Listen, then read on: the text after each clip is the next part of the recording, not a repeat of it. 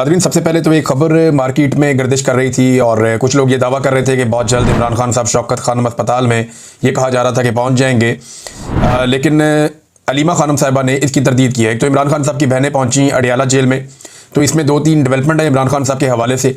एक उनके बेटों के वीज़ा के हवाले से, एक सुप्रीम कोर्ट ऑफ पाकिस्तान में इमरान खान साहब के हवाले से जो केस चला वो, कि उनकी जो ज़मानतें हैं 9 मई के मामलात में, और दूसरा शौकत खानम में क्या उन्हें शिफ्ट किया जाएगा। ये वो चीज़ें हैं जो मैं सबसे पहले इमरान खान साहब के बारे में आपके सामने रखता हूँ।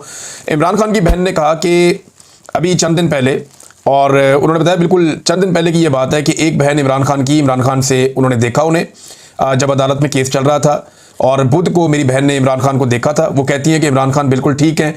हाँ, ये ज़रूर है कि उनका वज़न कम हो रहा है और छोटे मोटे इश्यूज़ हैं। वो वजह यह है कि गर्मी बहुत ज़्यादा है और वो एक छोटी सी जगह में बंद हैं, उन्हें 22 घंटे तक अंदर कैद रखा जाता है, बाहर छोड़ा नहीं जाता।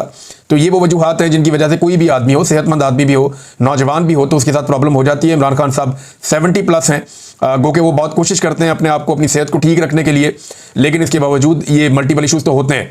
अब जब शौकत खानम की बात हुई तो उन्होंने कहा जी नहीं, मैं नहीं समझती कि इमरान खान को शौकत खानम शिफ्ट होना होगा, ना ये इमरान खान को कभी निकालेंगे कहीं बाहर ले जाने के लिए, और ना ही वो बिस्तर पर पड़ने वाले हैं। यानी वही आदमी जाएगा ना जो बिस्तर में पड़ जाएगा, जिसकी कमर लग जाएगी बिस्तर के साथ, तो उसको हॉस्पिटल लेकर जाना पड़ेगा। तो इमरान खान तो ऐसे नहीं है, वो हिम्मत वाले आदमी हैं।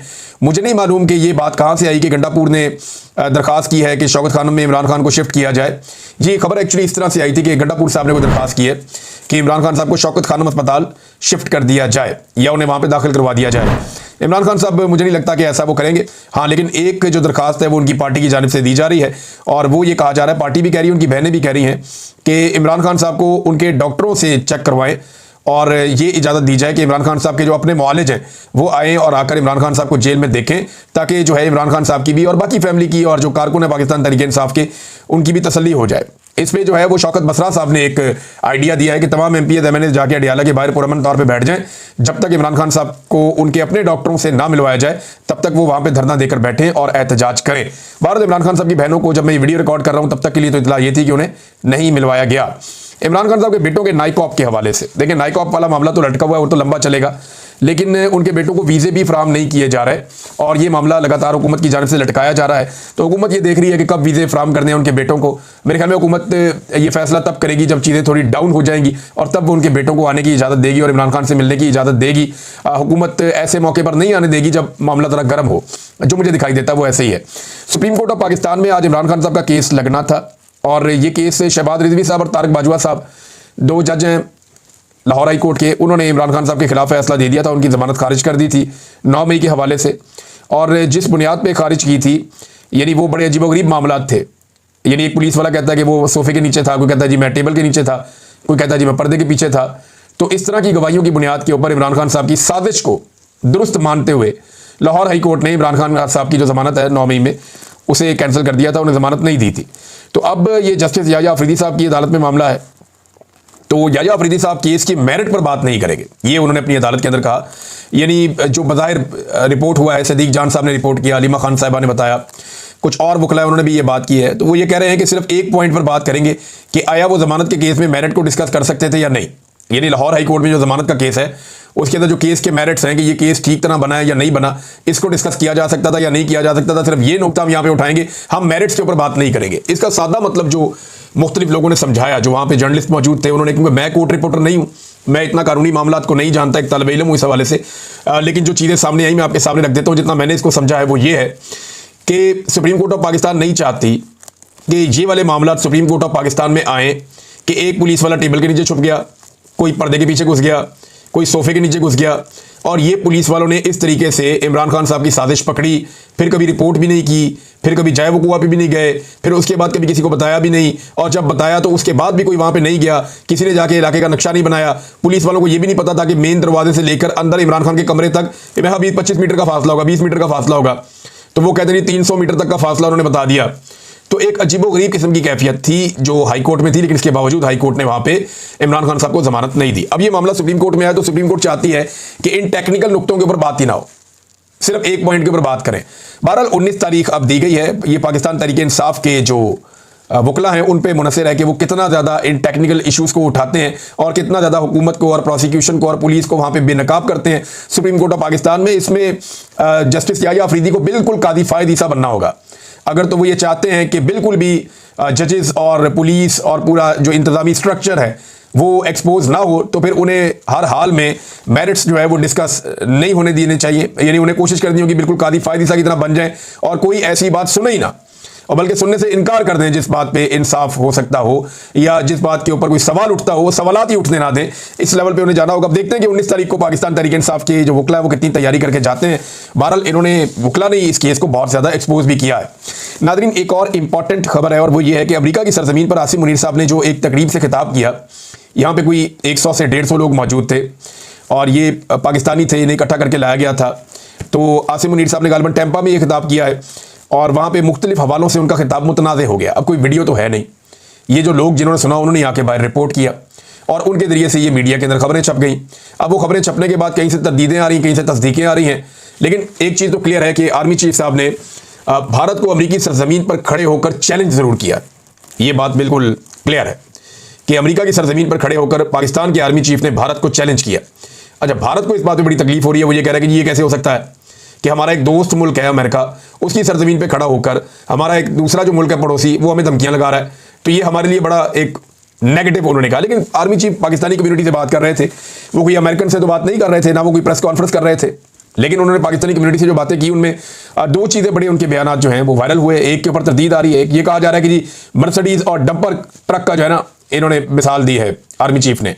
एक डंपिंग ट्रक पाकिस्तान की मिसाल उन्होंने कहा ऐसे जैसे एक डंपर ट्रक है जो बहुत माल लेकर जाता है, वो लेकर जाता है सामान, और इंडिया की मिसाल उन्होंने ऐसे दी है कि जैसे वो एक नई नवेली मर्सिडीज है जो हाईवे पे आ रही है, और अगर इनका तसादुम हो जाए तो फिर नुकसान किसका होगा, ये सवाल आर्मी चीफ ने पूछा। फिर कुछ एटमी हथियारों के हवाले से भी भारतीय मीडिया ये क्लेम कर रहा है कि धमकी आर्मी चीफ ने लगाई। अब ये जो आर्मी चीफ ने धमकी लगाई, मुझे नहीं लगता कि इसका कोई सबूत भारत के पास है, लेकिन एक चीज़ और जो अंदर से रिपोर्ट हुई है कि आर्मी चीफ का ये कहना है कि वो मिसाइल मारकर जो 10 मिसाइल मारे तो भारत के अंदर जो डैम्स बने हुए हैं उनके स्ट्रक्चर तबाह हो सकते हैं। तो ये प्रैक्टिकली ये बात मुमकिन नहीं है। वो इस तरह मुमकिन नहीं है कि रशिया ने अभी यूक्रेन में बड़ी कोशिश की है, सिर्फ टर्बाइनों को वो नुकसान पहुंचा सका है। ये जो नए बड़े जदीद डैम है ना जो भारत ने कश्मीर में बनाए, मुख्तलिफ इलाकों में बनाए, ये डैम्स कंक्रीट के बने हुए होते हैं।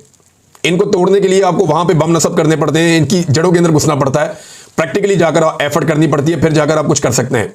ऊपर से मिसाइल मार के तो अभी रशिया भी यूक्रेन के डैम्स नहीं तोड़ सका, तो ये ऐसे मुमकिन नहीं होता। हाँ, टर्बाइन्स वगैरह को उन्होंने नुकसान पहुंचाया, ये पाकिस्तान कर सकता है।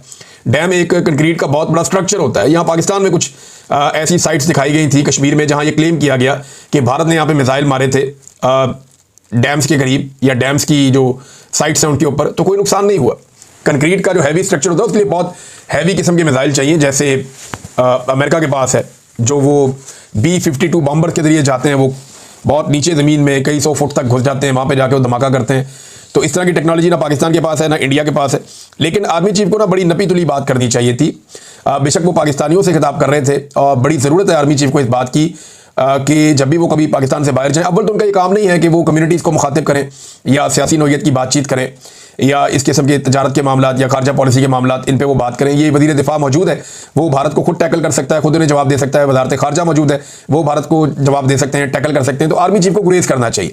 लेकिन अगर उन्होंने ये करना भी है तो उन्हें बड़ी नपी तुली बात करनी चाहिए, और वो जो बातचीत उन्होंने करनी है उस बातचीत के लिए बाकायदा मुझे लगता है कि एक्सपर्ट्स हायर करने चाहिए ताकि उसके असरात फिर उस तरह ना हो। देखिए, अभी तो इस वक्त प्रॉब्लम ये है ना इंडिया के साथ कि अमेरिका इंडिया से नाराज़ है रशिया की वजह से, और उसका फ़ायदा पाकिस्तान को हो रहा है। सादा बात यह है कुल मिलाकर कि पाकिस्तान के अमेरिका के साथ उतने अच्छे ताल्लुकात नहीं है जितना पाकिस्तान को फ़ायदा हो रहा है अमेरिका और भारत के ताल्लुकात के बीच में एक रखना पड़ने का। लेकिन फ़र्ज़ करें कि भारत एक बहुत बड़ी मईशत है, एक बहुत बड़ी ताकत है, वो कल को कामयाब हो जाता है अमेरिका के साथ अपने ताल्लुकात को नॉर्मलाइज करने में, तो पाकिस्तान फिर वापस चला जाएगा ज़ीरो पे। पाकिस्तान को अपने ताल्लुकात अपने बलबूते पे बनाने हैं, और उसके लिए पाकिस्तान अपनी बहुत बड़े पैमाने पे मादनियात ऑफर कर रहा है, जिनमें खास तौर पे रेयर अर्थ मिनरल्स हैं जो फ्यूचर फ्यूल के तौर पे काम करते हैं, यानी मुस्तकबिल में उनकी बड़ी अहमियत है। और पाकिस्तान को भी इस बात का आइडिया है, अमेरिका को भी इस बात का आइडिया है, और पाकिस्तान बड़ा रिच है, पाकिस्तान का जो कबायली इलाका है वहाँ पे ये रेयर अर्थ मिनरल्स हैं। एक चीज़ और जो इस वक्त पाकिस्तान की मिलिट्री एस्टेब्लिशमेंट कर रही है, और पाकिस्तान के आर्मी चीफ भी ये बात करते हैं कि सियासतदान करप्ट हैं, सियासतदान नाअहल हैं, सियासतदान बदनीयत हैं, वो काम नहीं करने देते, नहरें नहीं बनने देते, जो है वो तरक्की के पहिए को रोकते हैं, तरक्की नहीं करने देते पाकिस्तान को। अब बलूचिस्तान के बारे में ये लोग बार बार कहते हैं कि वहाँ के सरदारों का कसूर है, वहाँ के सियासतदानों का कसूर है। तो देखें, वहाँ के नौजवान जब भी सामने आते हैं, इलेक्शन लड़ना चाहते हैं, तो पाकिस्तान की एस्टेब्लिशमेंट उनका रास्ता रोकती है, वहाँ के जो मकामी सरदार हैं उन्हें बार बार लाकर बैठा दिया जाता है और उन्हीं को सपोर्ट दी जाती है, उन्हीं के साथ बातचीत की जाती है। तो पाकिस्तान की एस्टेब्लिशमेंट ने वहाँ पे एक ऐसा जकड़ा हुआ निज़ाम कायम किया है जिसमें ये सरदार और सियासतदान मिलकर बलूचिस्तान का बेड़ा गर्क कर रहे हैं। यही कुछ कबायली इलाकों में भी किया जाता रहा, लेकिन वहाँ पे इमरान खान साहब की एक तहरीक चली तो एक बड़ा ज़बरदस्त किस्म का शऊर आया। अब लोग अपना वोट का हक छीन लेते हैं, तो एक दिन आएगा बलूचिस्तान में भी लोग अपना वोट का हक छीन लेंगे और फिर अपने वोटों के ऊपर पहरा देंगे। एक वक्त आ जाएगा, अभी तो नहीं हो रहा, लेकिन ये सारा खराबा जो है इसके पीछे पाकिस्तान की मिलिट्री एस्टेब्लिशमेंट है। लेकिन सियासतदानों को करप्ट और बेईमान कहकर ये साबित नहीं किया जा सकता कि एस्टेब्लिशमेंट बहुत अच्छी है। लेकिन जितने सियासतदान हैं ये सारे के सारे एस्टेब्लिशमेंट के ताबे हैं और इनको एस्टेब्लिशमेंट ने ज़्यादातर को बनाया है। और अब वो बगावत पे उतरे हुए हैं उनमें से बहुत सारे, क्योंकि वो ये समझ गए हैं कि एस्टेब्लिशमेंट ने अपनी कमाई के लिए या अपने मामलात को बेहतर तरीके से चलाने के लिए हमें तैयार किया था, हमें इस्तेमाल कर दिया जाता है और सारी मलाई खा जाती है एस्टेब्लिशमेंट। लिहाजा अब सियासतदान भी सियाने होना शुरू हो गए और वो अपनी गेम भी कर रहे हैं। अब हर जगह जो है वो ये जाकर कहना कि सियासतदान जो है वो बहुत बुरे हैं और हम बहुत अच्छे हैं, इससे भी बात नहीं बनेगी। मेरे ख्याल में पाकिस्तानी हकीकत जान चुके हैं। पाकिस्तान एक सियासतदान ने बनाया था, किसी जर्नैल ने नहीं बनाया था, किसी जज ने नहीं बनाया था, पाकिस्तान एक सियासतदान ने बनाया था। नाज़रीन, बिलावल ने एक स्टेटमेंट दिया है। बिलावल ने अपने स्टेटमेंट में पाकिस्तान तहरीक इंसाफ को दहशतगर्द करार दिया कि एक जमात दहशतगर्द बन गई, जो उन्होंने 9 मई को किया। तो ये तो बिलावल ने कहा पाकिस्तान तहरीक इंसाफ के बारे में। 9 मई को हुआ क्या था? इमरान खान साहब को गैर कानूनी तौर पर गिरफ्तार किया गया था। जख्मी होने के बावजूद उन्हें गिरबान से पकड़कर घसीटा गया और उनके ऊपर तशद्दुद किया गया। उन्हें मारते हुए रेंजर्स वाले घसीटते हुए लेकर चले गए और ये मनाजर नेशनल टीवी पे चला दिए गए। पाकिस्तानियों का गमो गुस्सा था, पाकिस्तानी निकले और उन्होंने एहतजाज शुरू कर दिया। रेंजर्स क्योंकि पाकिस्तानी फौज के कंट्रोल में है, लिहाजा जहां जहां पे फौज के मौजूद थे मुकामात, वहां पे जाके लोगों ने एहतजाज किया। अब उसमें आगे से दो राय है। मिलिट्री एस्टेब्लिशमेंट का ये कहना है कि जो लोग एहतजाज करने आए उन्होंने तबाही फेर दी, हर चीज तोड़ फोड़ दी, हर चीज का तबाही फेर दी और आग लगा दी और लूटमार कर दी। जबकि दूसरी तरफ जो है वो पाकिस्तान तहरीक इंसाफ का ये कहना है कि हम एहतजाज करने जरूर गए थे लेकिन वहां पे तोड़ फोड़ हमने नहीं की। वो सारा काम जो है वो पहले से लोग वहां मौजूद थे और वो कर रहे थे, नकाबपोश, जिन्होंने डंडे मारे, गाड़ियां तोड़ी, नुकसान किए, आग लगाई और हमारे पहुंचने से पहले ही बहुत कुछ हो चुका था। अब ये दो अलग अलग चीजें। इसमें पाकिस्तान तहरीक इंसाफ के चेयरमैन और साबिक वज़ीर-ए-आज़म इमरान खान साहब बार बार ये कहते हैं कि आप सीसीटीवी फुटेज निकालें और उसमें देखें। अच्छा, वहां सारे सीसीटीवी कैमरास लगे हुए हैं लेकिन फुटेज गायब कर दी गई है। ये मामला जो है वो मिलिट्री कोर्ट्स में भी उठाया गया था कि सीसीटीवी फुटेज कहां है और उसका जवाब वहां पे भी नहीं दिया जा सका। आम अदालतों में भी ये मामला उठाया गया लेकिन इसका जवाब वहां पे भी नहीं दिया जा सका। तो सीसीटीवी फुटेज गायब कर दी गई जिसके अंदर सारे हकायक थे और इस तरह पाकिस्तान तहरीक इंसाफ के मौक़िफ़ को एक तकवीयत तो मिलती है कम से कम कि सीसीटीवी फुटेज गायब है। अगर वो फुटेज मिल जाए तो पता चल जाए कि लोगों के आने से पहले कितनी तबाही हुई, लोगों के आने के बाद कितनी तबाही हुई, सिक्योरिटी किस वक्त गायब हुई और सिक्योरिटी किसके कहने पर गायब हुई और डंडे मारने और तोड़ने वाले लोग कौन थे और वो लोग आज तक पकड़े गए या नहीं पकड़े गए। ये वो सारे सवालात हैं जिनका जवाब अभी तक नहीं मिला इस मामले में। लेकिन बिलावल ने कह दिया कि पीटीआई जो है वो एक दहशतगर्द जमात बन गई 9 मई के बाद। लेकिन बिलावल ने क्या किया और बिलावल की पार्टी ने क्या किया, ये जरा मैं आपके सामने कुछ तफसीलात रखता हूं। नाज़रीन, जब बेनज़ीर भुट्टो शहीद हुई ना 27 दिसंबर को, तो 27 दिसंबर से लेकर 30 दिसंबर तक मुल्क भर में अरबों रुपए की सरकारी और निजी इमलाक लूट ली गई थी। जगह जगह आग लगा दी गई थी, बैंक लूटे गए थे, शहरी लूटे गए थे, लोग कत्ल किए गए थे और खवातीन को अगवा तक किया गया था। मुबैना तौर पे रेप भी किए गए थे। सिंध से पंजाब आने वाली सड़कें और रेलवे ट्रैक तक उखाड़ दिए गए थे। क्या वो दहशतगर्दी नहीं थी? मीडिया रिपोर्ट्स के मुताबिक मुबैना तौर पर पीपल्स पार्टी के हामियों के दंगे फसाद के दौरान 47 लोग मारे गए जिनमें पुलिस एहलकार भी शामिल थे। मुबैना तौर पर पीपल्स पार्टी के हामी मुल्क भर और बिलखसूस कराची में अंधाधुंध फायरिंग करते रहे, सियासी मुखालिफिन को ढूंढ ढूंढ कर कत्ल करते रहे। मुल्क भर और बिलखसूस कराची में सिविल वॉर जैसा माहौल बर्पा कर दिया गया और मुल्क भर में मुतअद्दिद बैंक जो है वो लूट लिए गए थे। दर्जनों बैंकों को आग लगाकर जला भी दिया गया था ताकि रिकॉर्ड ही जल जाए। अल जजीरा के मुताबिक 176 बैंक, 34 पेट्रोल पंप, 72 ट्रेन की बोगियां, 18 रेलवे स्टेशन, सैकड़ों कारें, बसें, मोटरसाइकिल और सरकारी दफातर, इमारतें, सियासी जमातों के दफातर और अनगिनत दुकानें, प्लाजे जलाकर राख कर दिए गए थे। यह किया गया था जनाब पीपल्स पार्टी की जानिब से। जब बेनज़ीर भुट्टो शहीद हुई थी तो पीपल्स पार्टी को तो किसी ने दहशतगर्द नहीं कहा, इतनी तबाही फेरने के बावजूद। इस तबाही के सामने तो पाकिस्तान तहरीक इंसाफ ने 5% भी नहीं किया, 5% भी नहीं किया। रेलवे भी एक कौमी इदारा है, फौज भी एक कौमी इदारा। बंदे तो कत्ल नहीं हुए, बंदे तो उल्टा पीटीआई के कत्ल हो गए। नादरीन, डॉन न्यूज़ के मुताबिक पाकिस्तान को उस वक्त इस इब्तदाई तौर पे $2 अरब का नुकसान हुआ था और एक डेली टाइम्स की रिपोर्ट है FPCCI, इसका तखमीना है कि GDP का 8% पाकिस्तान का नुकसान हो गया था उन 3 दिनों में। इतनी तबाही फेरी थी पाकिस्तान के अंदर। और आज बिलावल सीधा खड़े होकर बड़े आराम से ढिला मुंह करके ये कह रहे हैं कि 9 मई में PTI जो है वो दहशतगर्द बन गई है। तो फिर 27 दिसंबर से लेकर 30 दिसंबर तक फिर तो पीपल्स पार्टी तो बहुत बड़ी दहशतगर्द जमात बन गई थी, लेकिन पाकिस्तान की खातिर सारे आगे बढ़े थे। और यहाँ 2 साल से एक पॉलिटिकल पार्टी को कुचला जा रहा है, उसको तबाह किया जा रहा है। ये सारा मामला डिज़ाइन ही एक पॉलिटिकल पार्टी को तबाह करने के लिए है। जबकि बेनज़ीर भुट्टो का कत्ल एक इंतहाई अफसोसनाक वाक़या है, और जिस तरह इमरान खान साहब की गिरफ्तारी एक इंतहाई अफसोसनाक वाक़या है। दोनों पे अवाम का रद्द-ए-अमल जो है वो फितरी है, लेकिन बैंक लूटना कौन सी फितरत है? यानी वो तो बैंक लूट लिया लोगों ने, उसमें से पैसा निकाल लिया, एटीएम मशीनें घसीट के बाहर निकाल ली, इंसानों को कत्ल कर दिया, वो कौन सी फितरत है? तो ये बिलावल साहब को अपनी दफ़ा याद नहीं है कि उन लोगों ने क्या किया था। और आज एक ऐसी जमात जो सिर्फ एहतजाज करना चाहती है पुरअमन तौर पे, उसको दीवार से सिर्फ इसलिए लगाया जा रहा है कि उसकी मकबूलियत का मैदान में ये लोग मुकाबला नहीं कर पाते।